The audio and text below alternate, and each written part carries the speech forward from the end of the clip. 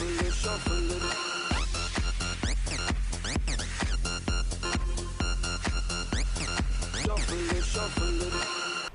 the second part, yung song natin is Barbra Streisand. 4/8 lang yan, pero sasayo lang tayo for 3/8. First 8, gagawin natin is we're gonna hop to the right using our left foot, like this. 1. Then after this, we're gonna bring down our right foot, then tap with our left foot. So in 1 count lang yun, so medyo mabilis siya, tayo na ito. 1 and 2. Then after here, gagawin din natin siya the left. So parang 1 and 2, 3 and 4.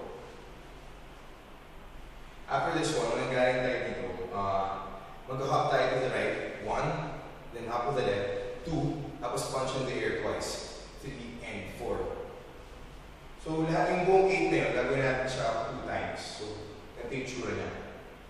1 and 2, 3 and 4, 5, 6, 7, 8. Then 1 and 2, 3 and 4, 5, 6, 7, 8.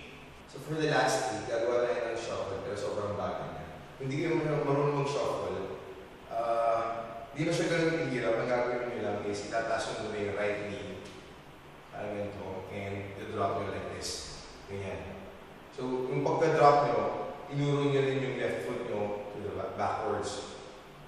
So, 2 beses yun, 4 counts. Parang 1 and 2, 3 and 4. Next step is we're gonna make a horse stance like this. 1, hop dito. Then switch our feet, boom, parang makaikot tayo. So yung buong count na yun, 1-8 lang. So yung look niya is supposed to be like this.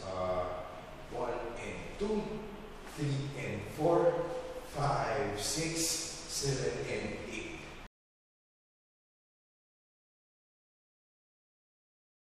Barbra Streisand.